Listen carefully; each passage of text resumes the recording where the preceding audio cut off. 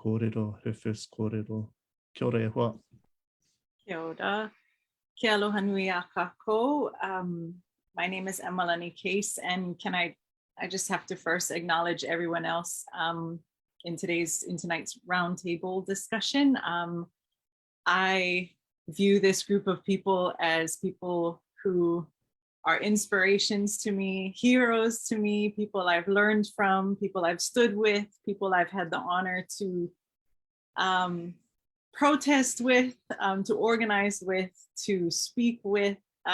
So I'm completely honored to even be sharing this space with all of you. Following on from what Julian mentioned, I think if I were to comment on what brings me here tonight, it's the ongoing constant need to work towards the demilitarized future. I think if I reflect on my childhood, I felt the militarization of Hawaii before I even knew what militarism was. And I mean that quite literally. I grew up in Waimea on the big island of Hawaii.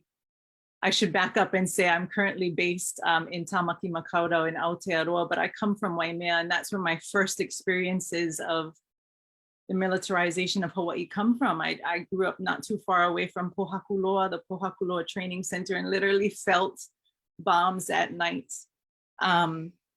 Watched tanks drive through my hometown, watched choppers ahead, and kind of was made to believe that that's normal, made to believe it's normal to be trained at a very young age on how to deal with unexploded ordnance, made to believe it's normal to feel that pain of your land being bombed and lie awake at night wondering why that's happening, why your land, why so close to where you live.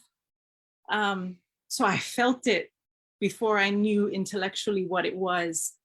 And as I got older and of course became more aware of things like RIMPAC, then I realized I had a voice and perhaps more importantly, a responsibility to speak out about things like this. And even though I now live in Aotearoa, as I often say, physical distance never separates us from kuleana, never separates us from responsibility. So I have a responsibility to speak out for my home, but at the same time, acknowledge the fact that RIMPAC and things like RIMPAC, but also the militarization in our region affects us all. So that's why I'm here tonight to, yes, continue to speak out against RIMPAC, continue to hope for a future without it, but to also gather in solidarity with other people who are doing such important work in the region to build the futures and really work towards the futures that we want to see, that we need to see for our future generations, even if we don't get to see them ourselves. I think I'll leave it there as my introduction. Mahalo, tāwhana.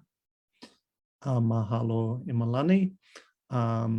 Yeah, and such a real experience to grow up, and the propaganda that I think all of us can relate to in terms of being sold a lie. Well, I can, especially, hopefully a lot of other people can in this room too,